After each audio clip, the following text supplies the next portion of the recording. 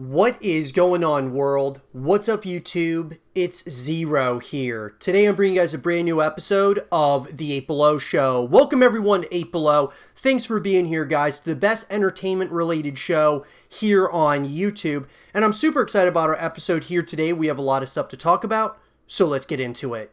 We've talked on the YouTube channel about Bayonetta 3 and this franchise as a whole, guys, moving forward. Bayonetta 3, of course, being the next up-and-coming iteration of this franchise. And I want to talk, guys, in this segment of the show about everything that we want out of Bayonetta 3. There's, of course, a lot of rumbling speculation as what this game could all encompass, but I want to go ahead and talk about everything that we want. I'm going to give you guys the top 5 things that I want to see, and some of you may agree, some of you may disagree with the things that I want. I would love to hear what you guys want to see out of Bayonetta 3 in the comment section down below. So let's get into it. So, guys, we have not had a true continuation of this franchise since 2014. 2014's, Bayonetta 2, which came out on the Nintendo Switch in 2018. And so for me, guys, it's been a while since we got a continuation of this franchise. I always felt that this could be a long withstanding franchise as a whole. And one of the things that I really want to see in Bayonetta 3 is, like so many other games out there, guys, that I talk about here on the YouTube channel, I want to see a full package. That being single player, multiplayer, and co-op modes. Bayonetta 2 had single player, of course, which is what it's known for, had some multiplayer elements as well. But I really want to see here with Bayonetta 3, they still continue the single player story because that's, of course, very important for this franchise. I think secondly, though, we want to see a multiplayer experience, PvE, where you're going up against whatever it may be, waves of enemies, or if you're going up against, different environments, different types of, going up against the AI with your friends. Or if you're doing PvP elements, going up against other people across the globe. So those are things that I think are really important about having a full package. And then co-op modes also would be absolutely awesome to play with your friends. And the reason why I say a full package, guys, I say this all the time on the YouTube channel, it gives you more reason and it gives you more opportunity to come back to the franchise over and over again. If there's just a single player story, you may very well, after beating the single player story, go on and move on to other games. Whereas if there's multiplayer experiences, co-op experiences, you're going to come back to at least give it a try. And if you like it a lot, you're going to continue and kind of stay, that community will stay together. So that's at number 1. At number 2 for me, guys, is free-to-play elements. I would love to see Bayonetta 3 kind of follow somewhat of the trend of a lot of these other games that are out here, having some free-to-play elements. I'm not saying that the whole game needs to be free-to-play, guys, but I would love to see maybe the multiplayer experience being free to play, maybe some of the co-op experiences, or hey, maybe even the single player story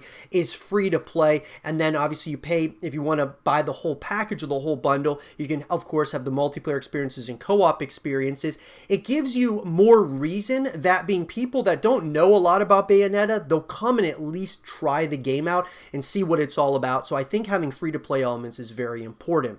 At number 3 for me, guys, I would love to see existing characters, obviously, in this franchise, but I really want to see some new characters, some new enemies.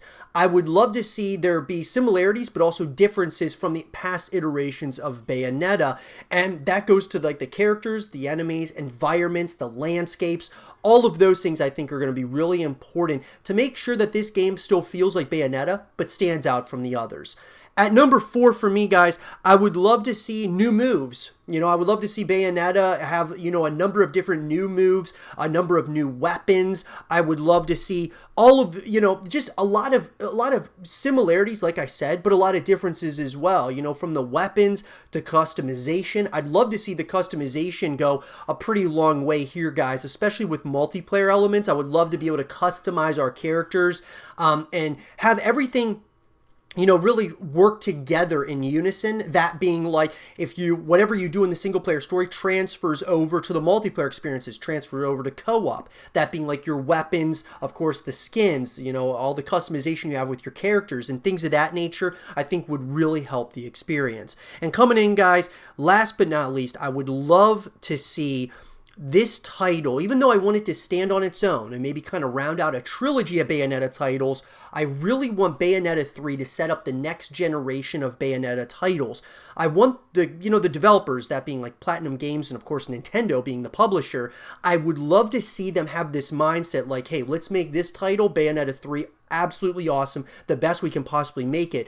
But in the back of our mind, we want to make more of these titles. We want this to be a long withstanding franchise, not the end per se, maybe the end of that trilogy, but just the beginning of the future of Bayonetta. But those are the 5 things I want to see out of Bayonetta 3. Let me know what you guys want to see in the comment section down below. Let's have a real conversation about it. And for more Bayonetta 3 content and videos, stay here with Zero TV. Call of Duty Vanguard, of course, guys, is the up-and-coming title and iteration of the Call of Duty franchise, and I gotta tell you, even though I've made so much Call of Duty content on the YouTube channel, you guys can check out all of those videos here on YouTube, but that being said, I've been very vocal about my concerns about Call of Duty going in a direction of World War II, like doing another World War II title, just because there's been so many games based around World War II. But I gotta tell you, from the very beginning of this teaser trailer for Call of Duty Vanguard, I'm pretty bought into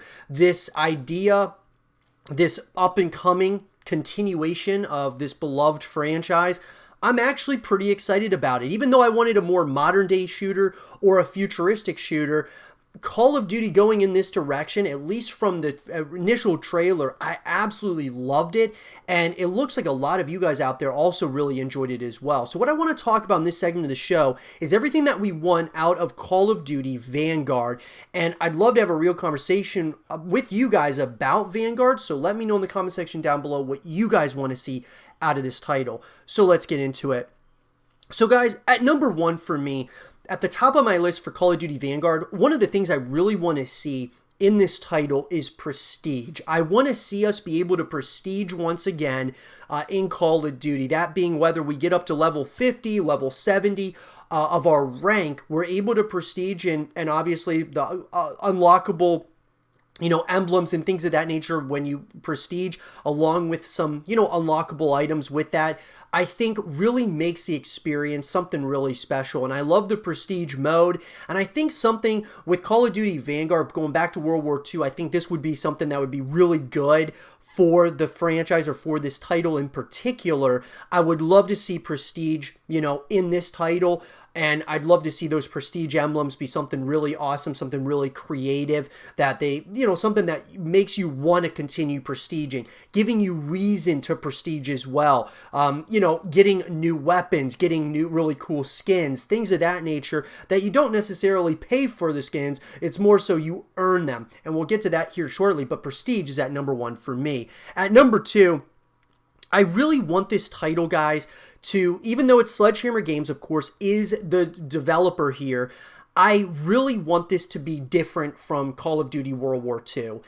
Call of Duty World War II, just if we go back in time here, I loved the campaign. I thought the campaign was awesome. I thought Sledgehammer did a great job, but the multiplayer was very weak in my opinion. I did not think it was very well done, and so I have a lot of hope here that the multiplayer is going to be better than World War II.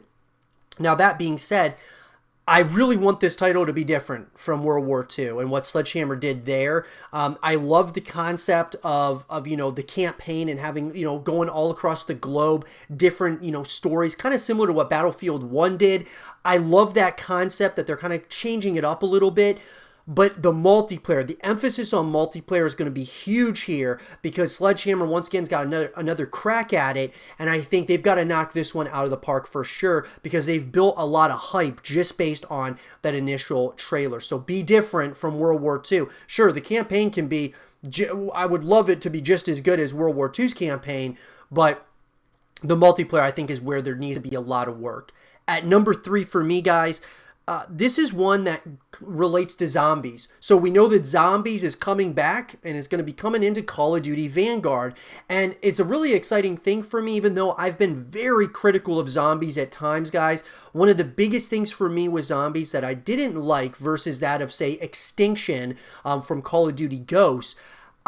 Call of Duty Zombies is one of those game modes that you play and this is just me personally, I'll play it like one time, right? Once I die, I don't play it again that day. I'll go to like multiplayer, play a different game mode, because of course, after you're playing, every wave that comes at you, once you die, you start all over again. My thought, though, what I would love to see here with Call of Duty Vanguard is some new features to Call of Duty Zombies. That being, for example, having a save feature in Zombies. So let's talk about that. I believe it's really important that they continue doing, the traditional Zombies where you continue to go through wave after wave, and once you die, you start all over again. But I think adding some new features to Zombies is going to be very, very important. A save feature, I think, would be absolutely awesome. Extinction, guys, in Call of Duty Ghosts, you could actually beat Extinction. And I thought that was a really interesting concept. It kind of made more of a story, in my opinion. Even though Zombies has a great story, I still think that they need to kind of continue evolving it in order to kind of attract more people. And that being said, Zombies has been very successful.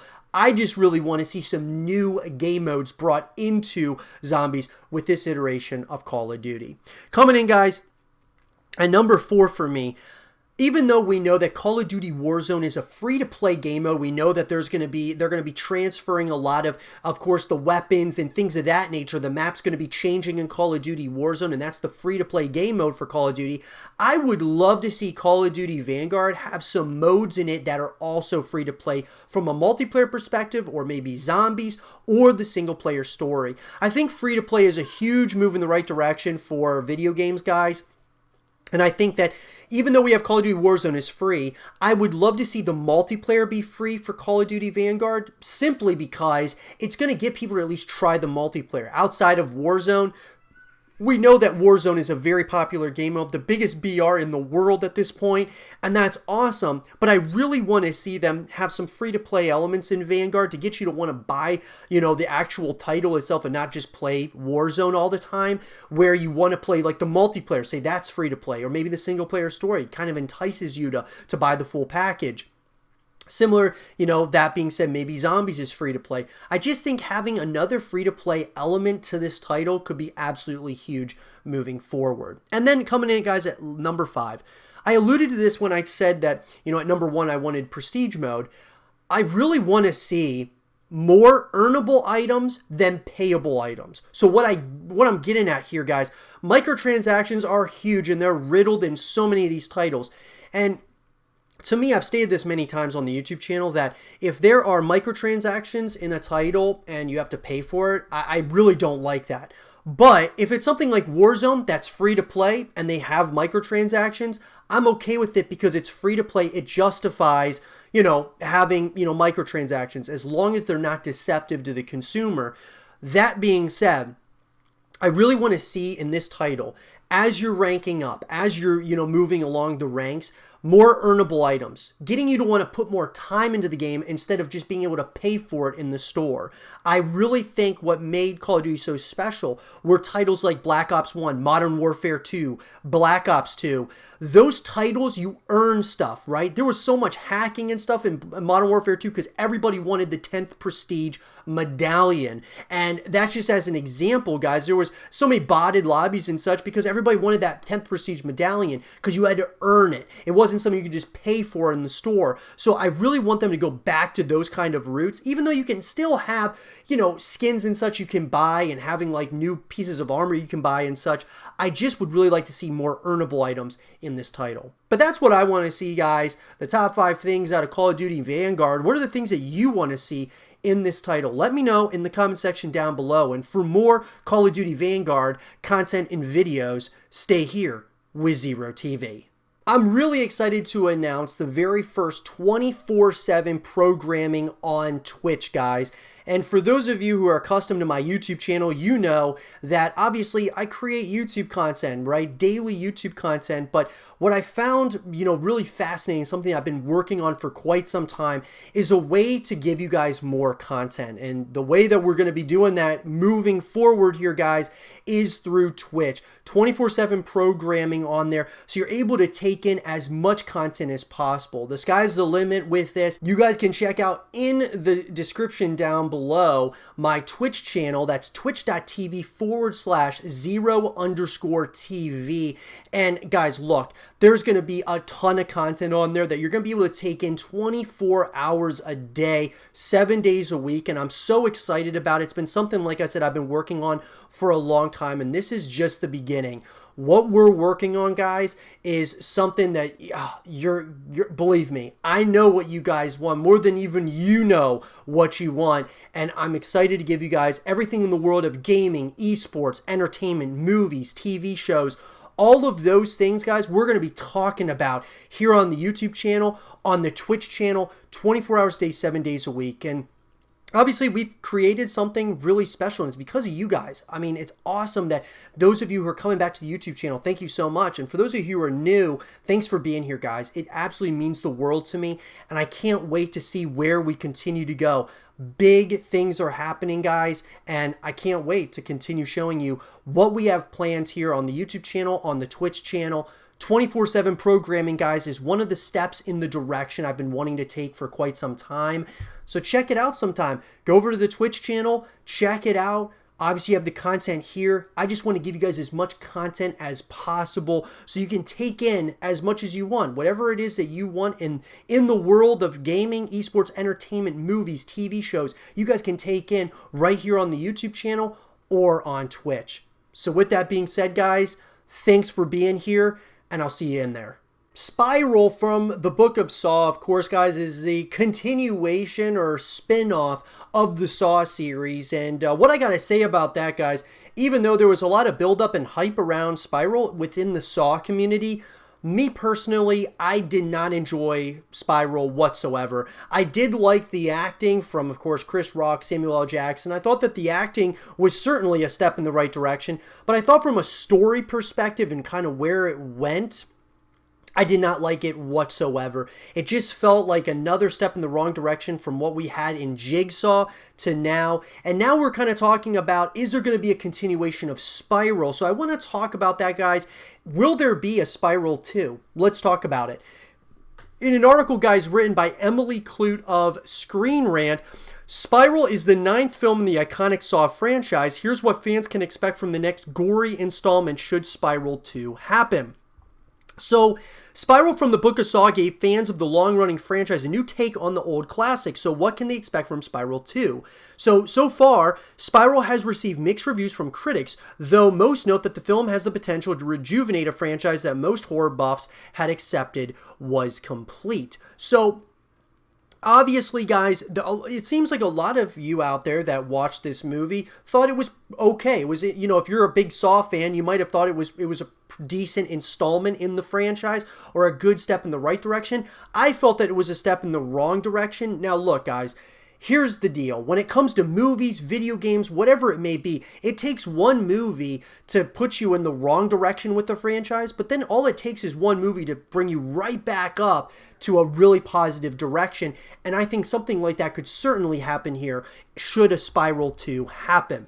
So, we also saw the return of director Darren Lynn Bousman, who has previously directed Saw 2 to 4. And I got to tell you guys, Darren Lynn Bousman, the Saw 2 to Saw 4, I thought were great. Some of the best ones actually in the franchise. I thought the first one, of course, was very iconic. James Wan, I believe the greatest horror director of all time.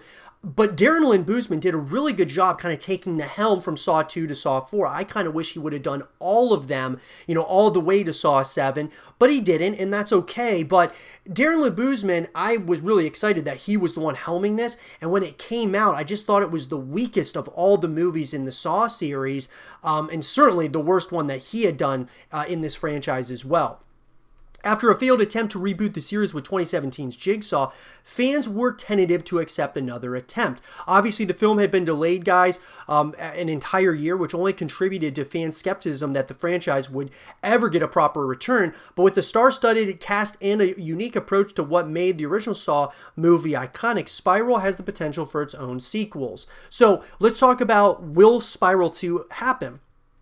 So, The chances for a Spiral 2 are pretty high. Saw 10 has been listed as in development, though no official announcement has been made on the film so far. In a recent interview, star and producer Chris Rock hinted that he'd be open to a Spiral sequel, but that the fate of a sequel will rely on how well the first is received. Rock did say the film is open to a sequel and that another one wouldn't be out of the question. With mixed reviews from critics and mostly positive reviews from fans, as well as a fairly low budget, as is usual for horror films, Spiral 2 is pretty likely to happen. And I got to admit, yes, it had a fairly low budget. You can tell that they put a little bit more money into this one than they did in some of the other, previous Saw movies.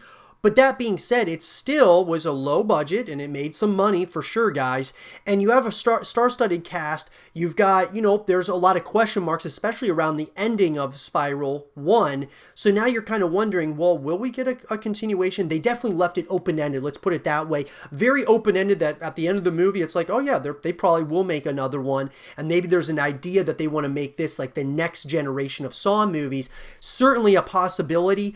And you know what, guys? I'd be open to it. Even though I didn't like Spiral 1, that doesn't mean that I wouldn't like a Spiral 2 or maybe the direction that they decide to go in. I just would really like to see certain changes, of course, to like the pacing, the tone, things of that nature to really make this a better series, or sub-series in the overall franchise of Saw. So what would be the story details? So guys, some spoilers here. The end of Spiral leaves a lot of room for future story possibilities, with Will escaping unscathed at the end of the film. One likely sequel could follow Zeke Banks in his quest to take down the man responsible for his father's death. In an interview with Esquire, director Darren Lynn Bousman also teased the possibility that there are more institutions out there to take on in the Spiral sequels, including churches and Big Pharma. This setup opens up the potential for a cat and mouse game between Will and Zeke as Will makes his way through various corrupt institutions, delivering his version of justice. So very interesting. Now, what about the cast, guys? So, Spiral 2 would likely see returning cast members, with Will surviving the first movie. It's likely that Max would return to reprise his role as the franchise's new villain. Chris Rock has already confirmed he would be interested in a sequel, meaning his return for Spiral 2 is pretty fair bet. The Saw franchise is known for jumping through time and bringing actors back in flashbacks, so seeing Samuel L. Jackson return despite his death in Spiral wouldn't be a long shot. So, let me take a second here just to kind of give you guys some of the things I would really like to see and what I wanted to see out of Spiral. I just really wish, guys, that we would have seen a continuation from the end of Saw 7. Obviously, we saw Dr. Gordon. He was behind it from the very beginning, and that was absolutely incredible. Just how everything went full circle, right? And I just loved it. It was so mind-blowing that it was like, wow, this character comes back all these movies later and kind of wraps it all up. And I thought that was awesome. I really wanted to see a continuation of, everyone now knowing that Dr. Gordon was behind it, for basically from the very beginning, see what direction it would go in next. I would have really liked to see that. Spiral obviously is interesting, like a spin-off, but I would love to see, Dr. Gordon come into the fray some way or another. Obviously, we've got more Jigsaw copycats, and that sometimes gets a little bit old when then you find out, oh, it's this person or that person, and it doesn't really, it's almost like, who is this person? I mean, we haven't seen this person in any of the previous installments. We kind of got this as well in Jigsaw when that came out in 2017. I just felt like this guy has been here all along, and they're just going to bring him into the fray in this movie. It just, a lot of times it kind of just felt forced. And I felt like a lot of the stuff in Spiral felt a little bit forced as well.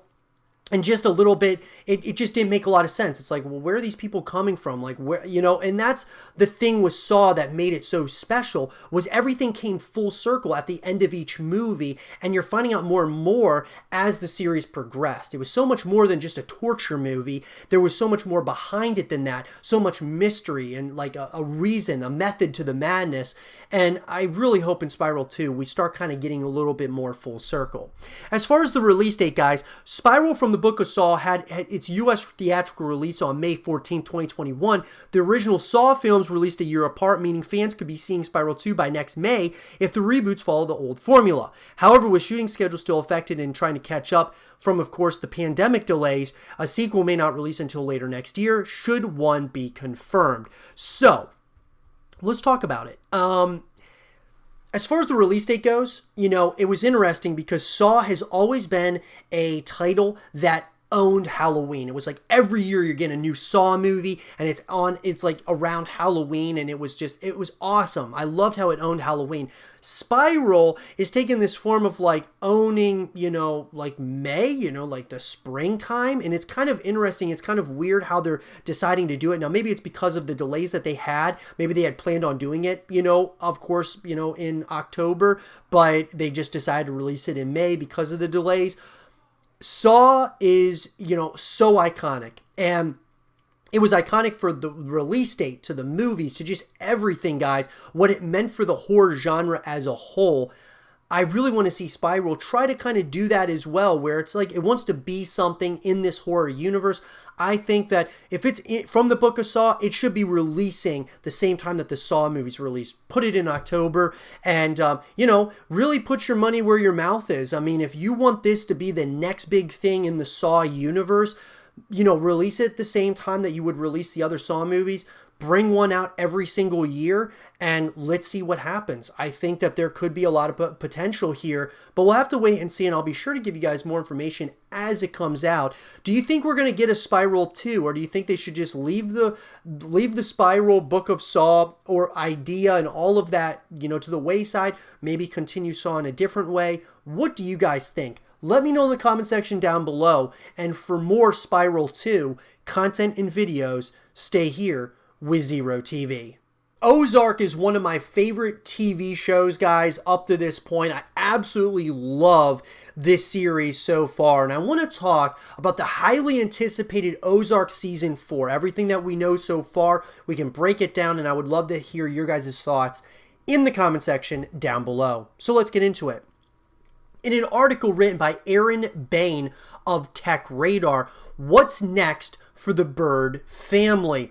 Ozark Season 4 doesn't have a release date yet, but the final run of Netflix's crime drama is confirmed to be releasing in 2 halves of 7 episodes. Since it started filming back in late 2020, we're optimistic we'll see Part 1 either later this year or more likely in early 2022.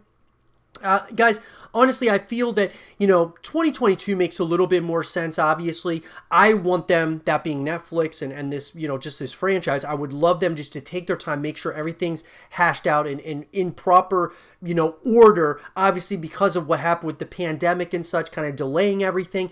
Take your time, make it absolutely awesome. I am totally down to just wait for the perfect finale. Ozark Season 4 was officially announced by Netflix back in June of 2020. Season 3 of the show landed just as the pandemic was kicking off and no doubt got a supercharged response from entertainment-hungry viewers as a result of that timing. So, what's the release date? So, Ozark Season 4's release date hasn't been officially revealed by Netflix yet, but since filming started in November 2020, we'd be surprised if the first half arrived any later than early 2022. Obviously, guys, the cast, a lot of the cast members are returning. So this season entered production in November 2020, but a release date for the final episodes is yet to be confirmed. The final season will comprise of 14 episodes divided into 2 sets of 7 episodes to be released at different times, which is absolutely awesome. I really like this idea, this concept of, that they're going to release kind of 7 episodes, kind of part 1 of the finale, and then part 2 of the finale is another 7 episodes. Absolutely awesome. While we had hoped that Netflix would release Season 4, Part 1, 2021, the show wasn't mentioned in a statement about content coming in the second half of this year, which confirmed the likes of The Witcher, You, Cobra Kai would return the second half of 2021. That leads us to believe that Ozark Season 4 will probably release in 2022 now. And I do have to agree with that, guys. Star Jason Bateman seems confident that the series' production was going to move ahead safely. Everything is moving well toward that, and we're very confident in the guidelines and protocols we're going to be following. We've got tons of consultants, and we're learning a lot from our productions. Bateman also said that the Ozark Season 4 release date will be determined by whether the show stays in production mid-pandemic without any delays, so hopefully the measures they're taking on set will help get the show out faster. We know about most of the people, guys, from the cast are returning, all the notable cast members. But the biggest question is what's going to happen next as far as, in this story? What are the predictions of what's going to happen here? So we already know that the Ozark Season 4 will start just 10 minutes after the bloody conclusion of Season 3, as per a Deadline panel with Jason Bateman. The next season, the first episode, is Laura and I looking in the mirror just after that moment, cleaning Janet out of our hair. It's a nice 10 minutes later pickup from it. Beyond the blood-speckled launch, however, the final season will undoubtedly explore whether the birds will finally manage to wiggle their way to the top. And as showrunner Chris Mundy asked in the conversation with Entertainment Weekly, how much karma will catch up with them if they do. Dropping his intermittent directing duties for Ozark Season 4, Bateman says that while he doesn't write the series, he does know where everything ends. Speaking with IndieWire, Bateman kept with Mundy's train of thought when it comes to approaching the end of the Bird story. I was interested in the big question he has the opportunity to answer. Are they going to get away with it, or are they going to pay a bill? What does he want to message to the audience about the consequences of what the Birds have done, or lack thereof? So, as the cartel boss Navarro has embraced the Birds with the execution of Helen in Season 3, Marty and Wendy have proved they're well and truly in too deep. The Birds, however, may find a way to make their newfound friends work in their favor. Speaking with EW, Mundy hinted at his plans for Ruth in Ozark Season 4. Ruth's arc is that she thought she wanted to be Bird and realized that not only is it okay to be a Langmore, she actually prefers to be a Langmore. It'll be sad to see the show come to an end, but we're hoping it goes out on a high. With the Ozark locals slowly starting to turn against the invasive birds, it looks like we are set for a tension-ridden ride. Bateman teases that a supersized season means supersized problems for the Birds. And I can't wait, guys, for this upcoming season, the finale, to come out. I mean, without a doubt. Now, look, we can talk all we want about how we want to see continuations of these, of these series, right? Of these different franchises that are coming out. And I speak about Ozark. I also speak about, Stranger Things.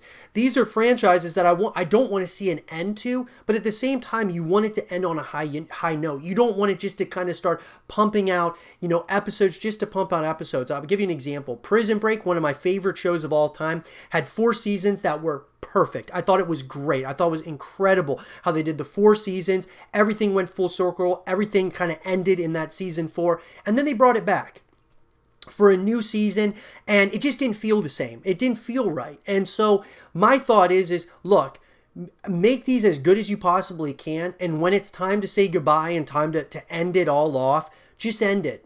Don't really, maybe doing, spin-offs and things of that nature, kind of like what Breaking Bad did with Better Call Saul and things of that nature is good, but I think that there needs to come an end to the story, because as time goes, obviously some of these actors and actresses may want to work on other things. They may not be as interested in future seasons of, say Ozark or of what they're working on. So sometimes it's good to say goodbye, but really ending it perfectly, like what Prison Break did, like what Sons of Anarchy did, like The Sopranos, all these different shows that are iconic, that we love, ended on really solid notes. And so that's what I'm hoping here with Ozark Season 4. But let me know, guys, what do you all think about Ozark Season 4? What are you excited about the most here? What do you think is going to happen? Let me know in the comment section down below. Let's have a real conversation about it. And for more Ozark content and videos, stay here with Zero TV. So with the announcement of Call of Duty Vanguard, we know that we're going back to the past in Call of Duty. And I've talked about this a lot of times, guys, that, I just felt that a World War II or another World War II title in the Call of Duty universe would actually be bad for COD. And I stand corrected somewhat, because Call of Duty Vanguard, even though the game hasn't come out yet, the response to the teaser trailer that came out for Call of Duty Vanguard is met with a lot of excitement, expectation, things of that nature. And I gotta say that, I was wrong about that. I thought that a World War II title, because there was rumblings and rumors that we were going to get another World War II title, I thought this would be a terrible idea for COD, because it's just World War II, World War I have been done so many times in movies and video games, and so I thought that it probably wouldn't be a good idea. Well, that being said, Battlefield 2042 seems to be going the direction of what I was hoping COD was going to be going in, back into the future, right? Not jetpacks per se, but a futuristic title. Modern or futuristic, I think, is kind of just the way of the future for Call of Duty, and that's what I was hoping for. But we're getting World War II, or we're getting Vanguard.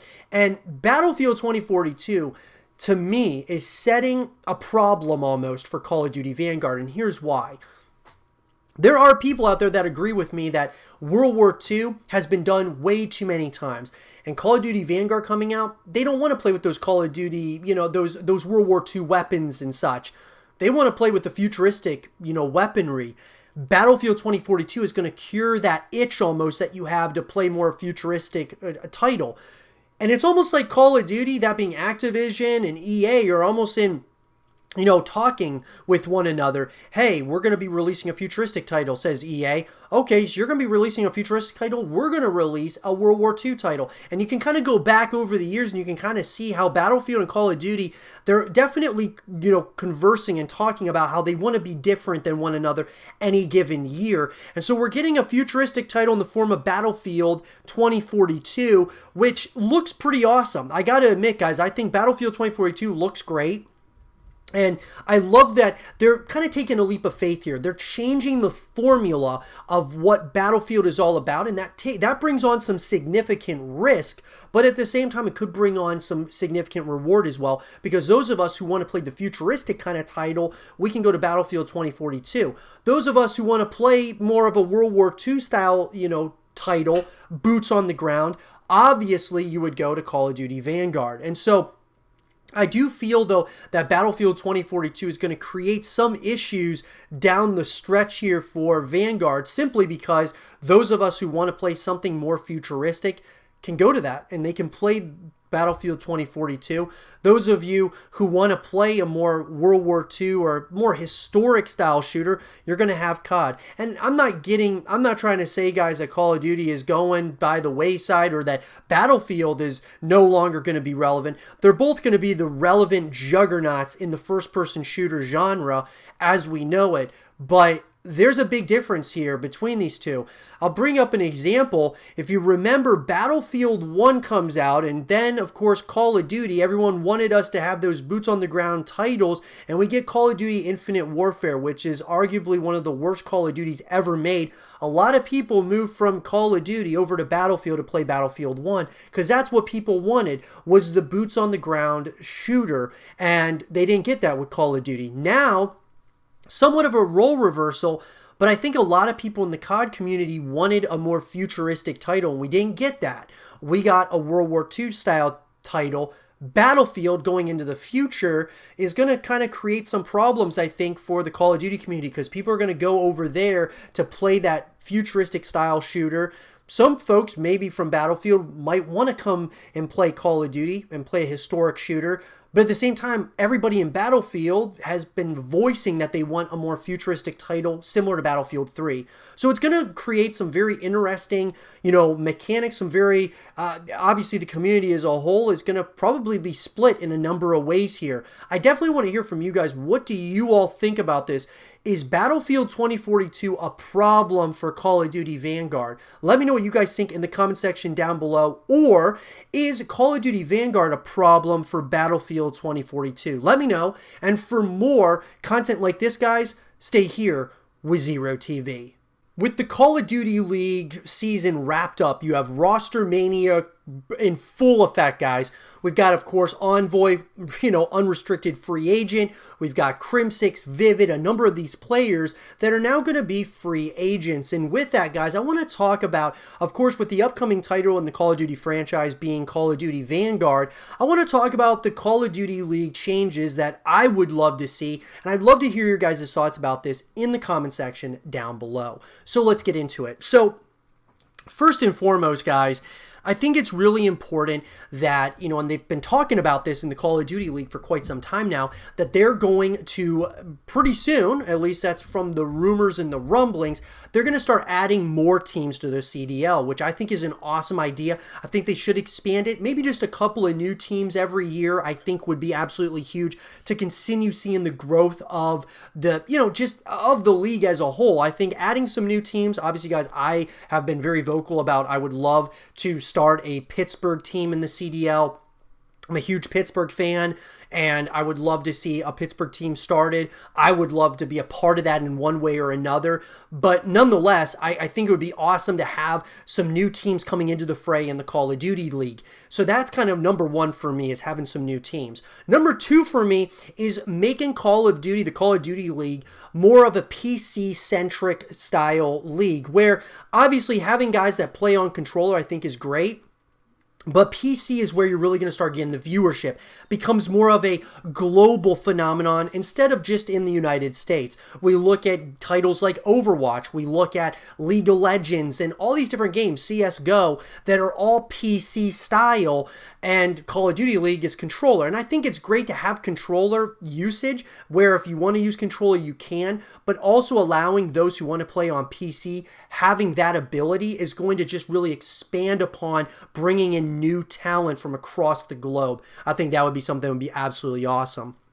Another thing that I really think is important moving into Call of Duty Vanguard with the CDL is that the CDL puts more emphasis and more resource into creating, like, having more emphasis on the personalities that are in the league, the players and such. Everybody knows Scump, everybody knows Crimsix, everyone knows Clayster, but I think that a lot of these other new up-and-coming, players need to have more focus on those individuals, because as we see the old guard are starting to kind of retire or leave. We look at Formal, he retired, he's going to be a full-time content creator.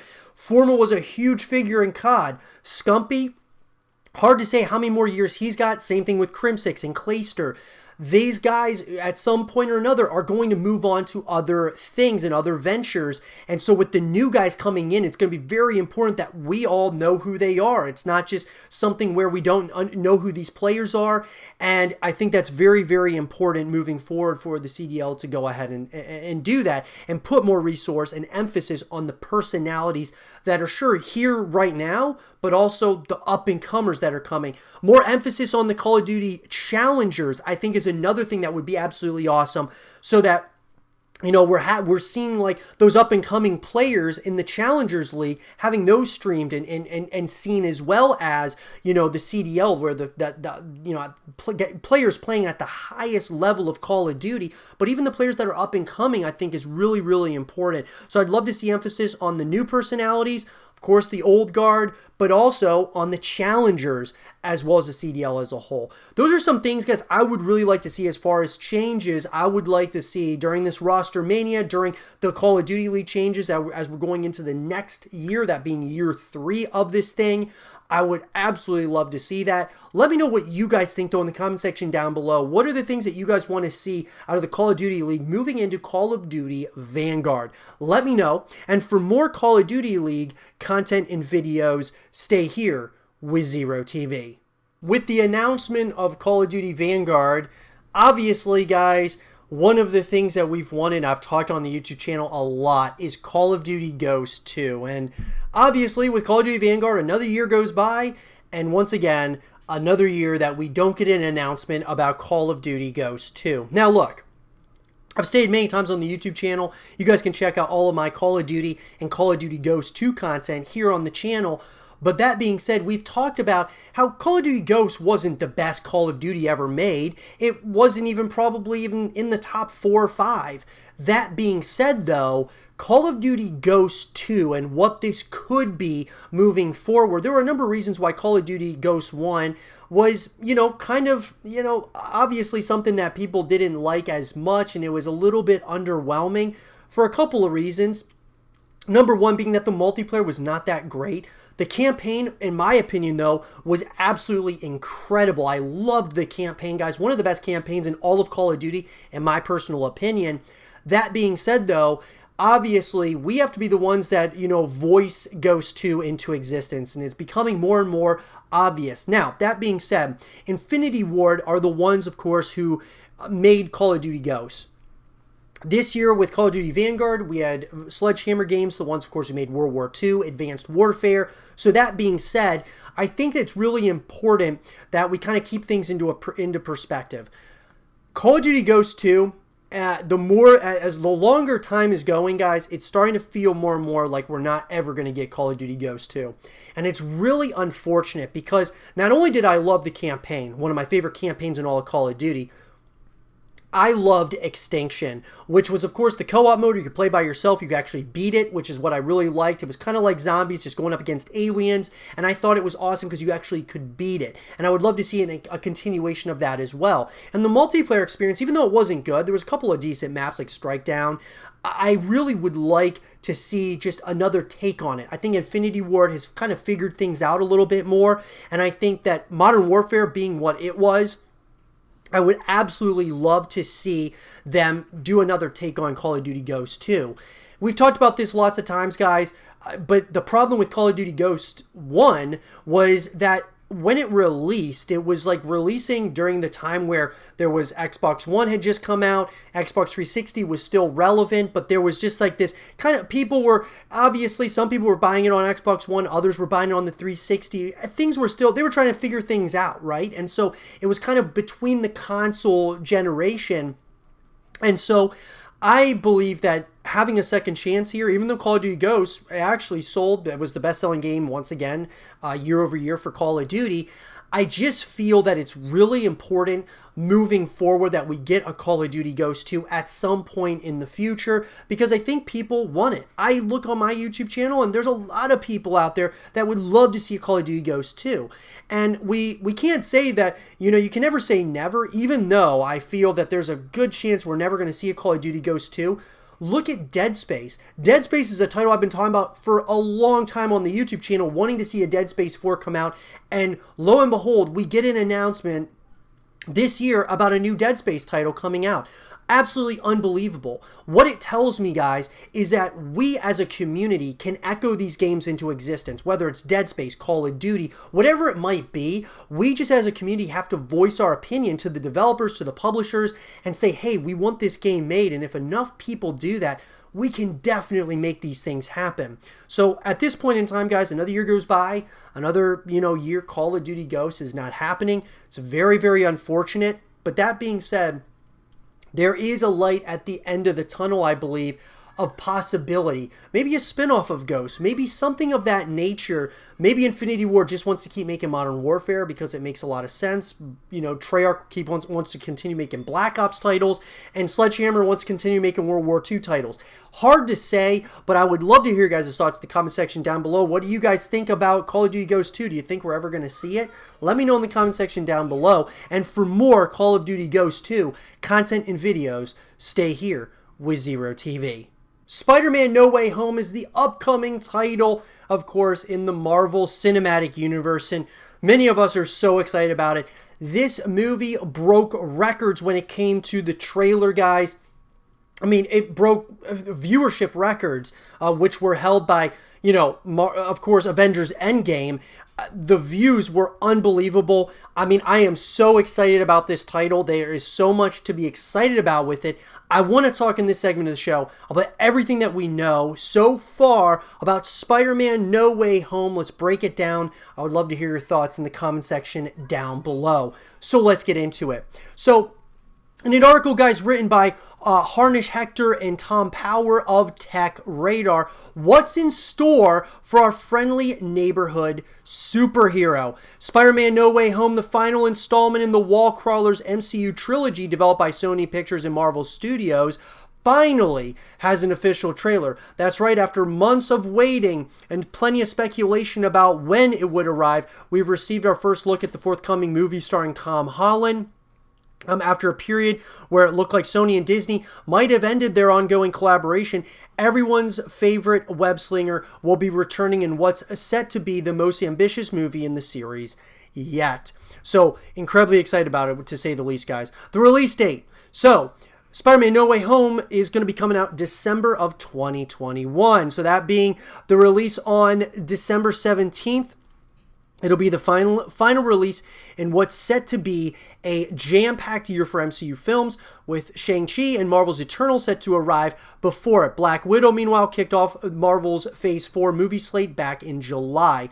Of course, that's assuming the world of cinema isn't hit by further pandemic-related delays, which is hard to predict right now. Marvel Studios president Kevin Feige has stated that the film shouldn't be delayed, and based on the movie's first trailer, that launch date hasn't changed either. So, obviously, guys, the trailer was spectacular. Obviously, the world knows who, Spider-Man is, that being Peter Parker. Obviously, we've got now Doctor Strange in this world.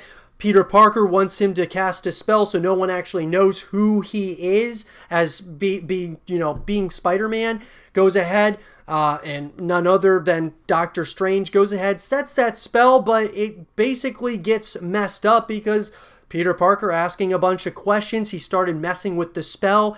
And of course comes the multiverse, which was something that was unbelievable to watch, guys.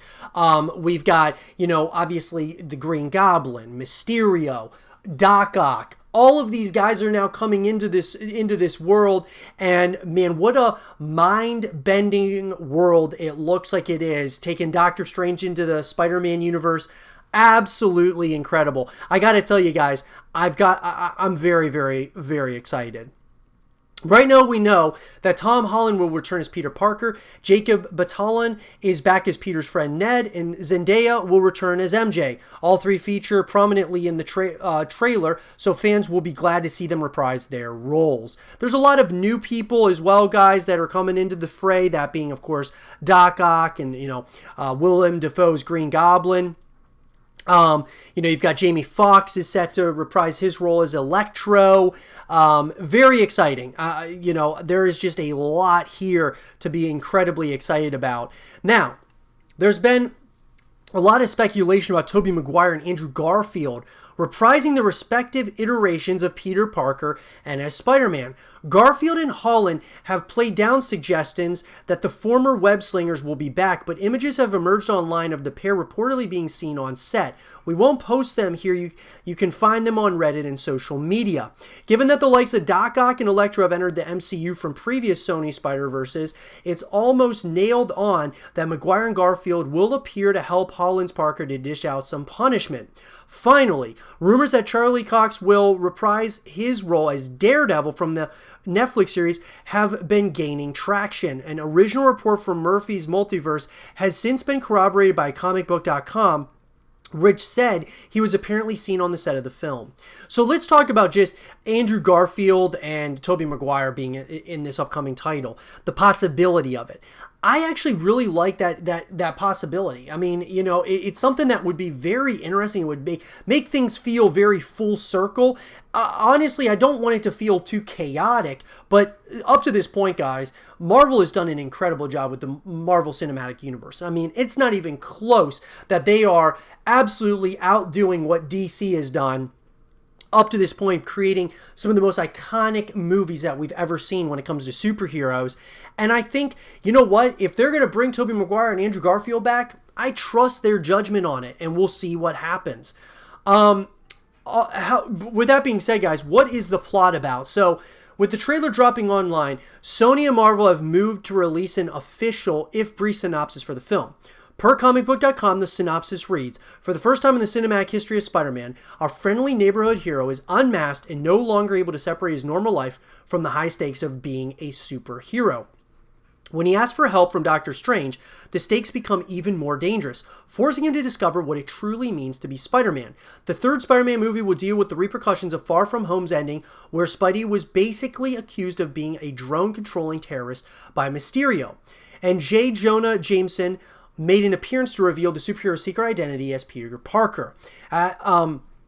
Peter will be taken to court for allegedly murdering Mysterio, but given he's back in school at some point, we think he will be found innocent. With the secret identity revealed, though, that's only the first step in clearing his name, so to speak. After Peter revealed his identity in the Civil War comic series, Mephisto's powerful magic was used to make everyone forget. So, speculation had been rife that Doctor Strange could do something similar to help him out of his public identity predicament in the MCU. In addition, the rumor of numerous villains entering the picture possibly sets up the film for a Sinister Six scenario, basically a team up of foes to give Peter an extra hard time. The new trailer seemingly gives us Electro, Doc Ock, and Green Goblin. A return of Adrian Toomes' Vulture would make a lot of sense, and so too would Mysterio if he managed to fake his death and survive Far From Home. That's 5 so far. The Scorpion, aka Mac Garvin, already exists in the MCU, which would make the full 6. Now, let's talk about Venom, because I want to see Venom and Carnage somehow in here. Whether it's in this movie at the end of the movie, or if it's in Venom, Let There Be Carnage, it'd be really cool to see them kind of in this universe as well. That would be something that I would absolutely love to see.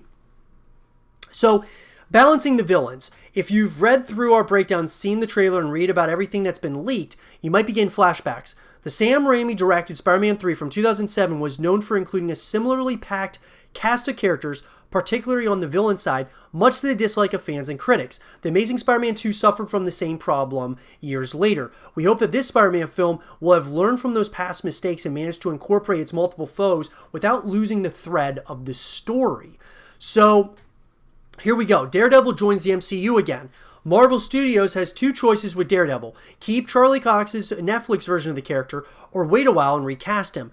Our preference is they keep Cox. The movie doesn't need to explore his baggage from the Netflix show, but just having him in the MCU would be a nice love letter to fans of that series. And I agree with that, 100%. Honestly, guys, I gotta tell you, from what we know so far, the biggest thing that I really want to see, though, is Venom. I want to see Tom Hardy in this universe with Spider-Man, one way or another. If all 3 of the Spider-Mans come together to fight, all these different, villains, I think that would be awesome. But I would love to give you like that tease, like, hey, Venom is here. He's in this universe.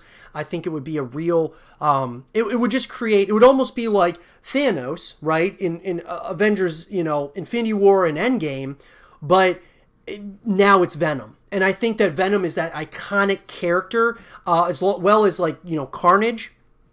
Those would be characters. Bringing them into this universe would be absolutely massive. But I'd love to hear from you guys. What do you guys want to see here out of Spider-Man, No Way Home? Like, what do you guys think? Let me know in the comment section down below. And for more Spider-Man No Way Home content and videos, stay here with Zero TV.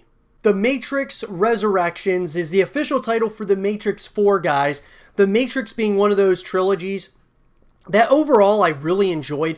The first one being the best. The second one I really liked a lot more than a lot of people. And the third one, obviously, in my opinion, was a step in the wrong direction for the franchise.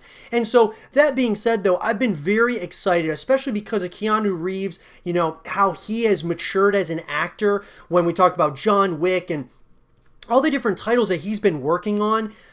The Matrix 4, or The Matrix Resurrections, is something that I am incredibly excited about, just to see what happens in this universe. I've always felt that there was more to offer with this universe. I felt like it was like an infinite amount of potential, kind of like Star Wars, kind of like some of these different, titles out there. There's just so much to explore, so much to do within the Matrix. And that being said, I want to talk about everything that we know so far about this title. We can break it down and have a real conversation in the comment section down below. So let's get into it. So guys, in an article written by Craig Elvey of Screen Rant, The Matrix 4 is officially titled Resurrections. Here are the story details we know so far, from Neo and Trinity's returns to potential villains. Here's everything we know about the story of The Matrix 4, now officially titled The Matrix Resurrections. It's no overstatement to suggest that the Wachowski sisters changed the game with their 1999 The Matrix movie, blending cutting-edge visuals with intense action and a sci-fi aesthetic unlike anything seen before. Though 2003's double barrel of The Matrix Reloaded and The Matrix Revolutions expanded the mythology behind Neo's fictional world, neither earned the same acclaim as the original. Nevertheless, Matrix fans have been waiting eagerly for Keanu Reeves to swallow some brightly colored pills again, and after almost 20 years of rumor and speculation, The Matrix 4 is ready for another dose. Directed solely by Lana Wachowski on this occasion, Her sister Lily sought to stay away from Sci-Fi Fair. The Matrix 4 wrapped filming in November 2020, but aside from the slew of actors confirmed via various sources, both returnees and fresh faces, very little has been revealed about the plot for Neo's long-awaited sequel. Fortunately, the code of silence around The Matrix 4 is beginning to fade. An official title, The Matrix Resurrections, has been announced, and the first footage recently aired behind closed doors at CinemaCon. So, obviously, Neo and Trinity, they're brought back to life. So that kind of gives away why it's called The Matrix Resurrections. These guys are coming back from the dead, guys.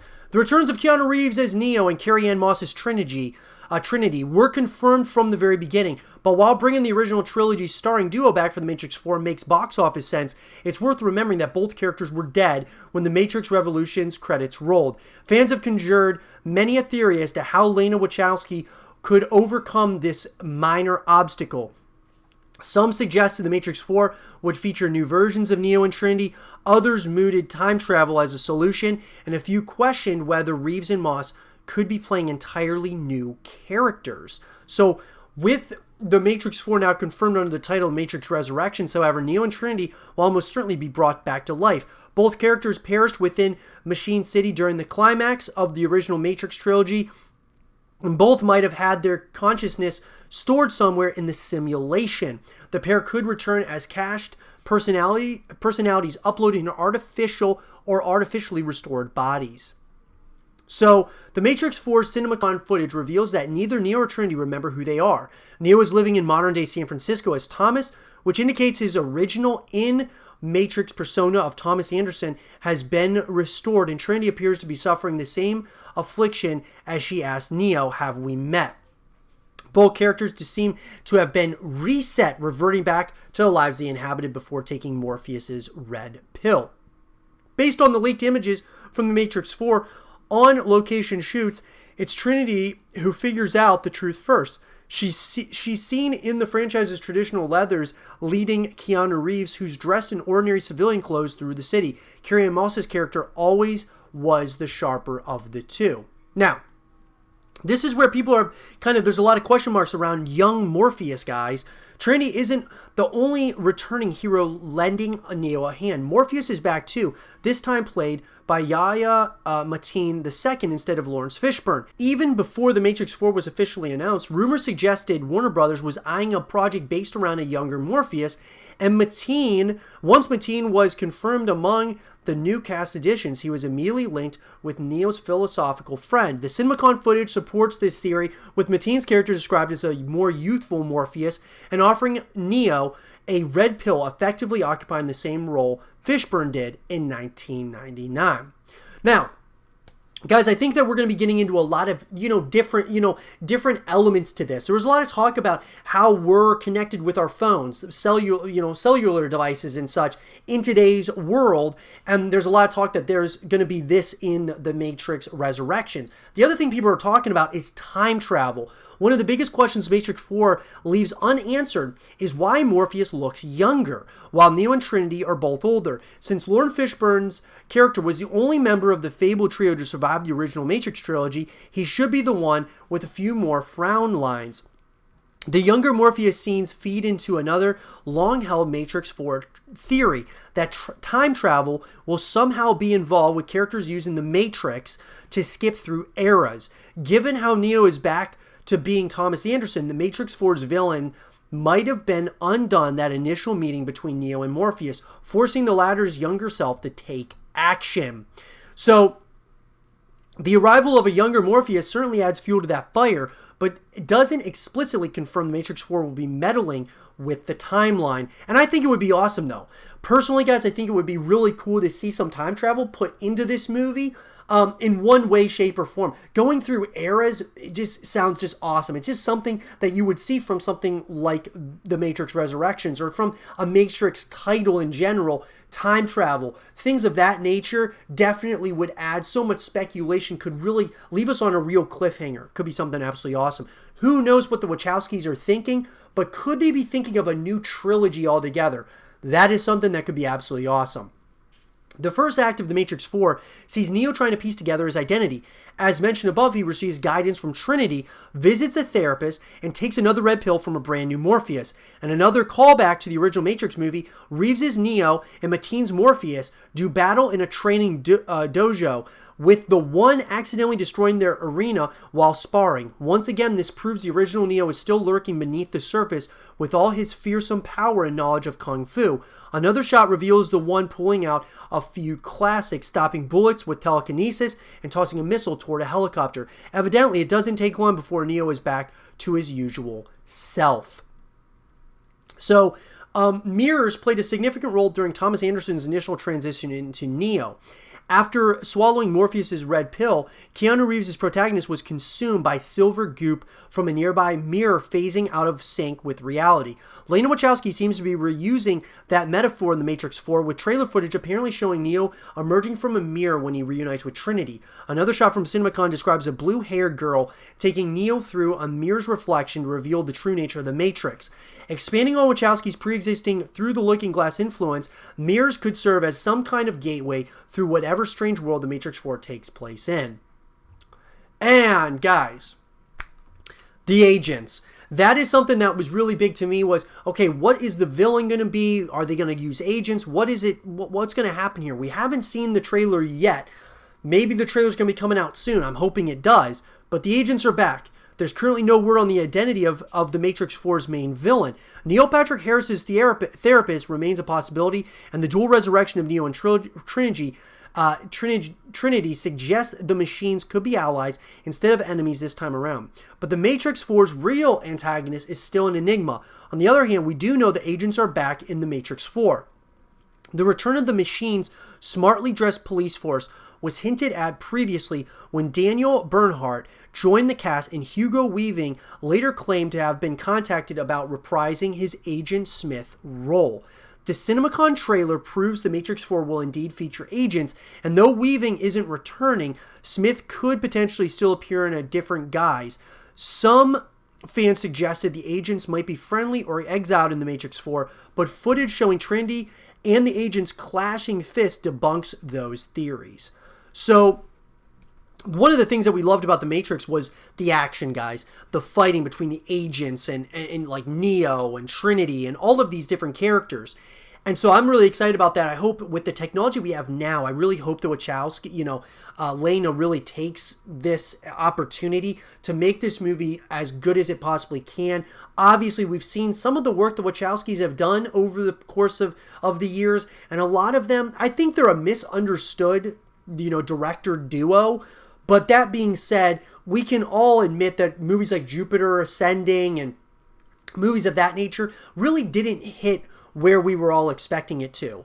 The Matrix Revolutions ended with Neo forcing the machines into a truce as the architect agreed to free humans in the real world. Based on what we know of Matrix 4's story, however, there's no sense of a truce whatsoever. Far in the future, the machines might have reestablished the Matrix's dominance over humanity, but the way the Matrix 4 seems to be ignoring the previous ending implies Neo and Trinity could now exist in a completely different Matrix, similar to the old, but not quite the same. A dream, as Neo describes it to his shrink. Along with the main villain, how the Matrix 4 bridges from the original trilogy's final remains one of the film's biggest lingering mysteries. So look, guys, I am incredibly excited about The Matrix Resurrections. This is climbing very quickly as one of my most anticipated movies of the future. I'd love to hear your guys' thoughts about it. What do you guys think is going to happen here in The Matrix Resurrections? Where do you think they're going? Time travel? Neo forgets who he is? There's a lot of question marks. Is, Hugo Weaving going to reprise his role? Is all these different characters, how is this going to tie in? Is it going to be a really great continuation of this franchise? Is it going to be another step in the wrong direction? Here's hoping, guys. I'm so excited about it. Let me know what you guys think in the comment section down below. And for more The Matrix Resurrections content and videos, stay here with Zero TV. And with that being said, everyone, I hope you guys did enjoy this episode of The 8 Below Show. And if you guys did, leave a thumbs up, subscribe if you're new, stay positive, and as always, I'll talk to you guys all in the next one. Peace.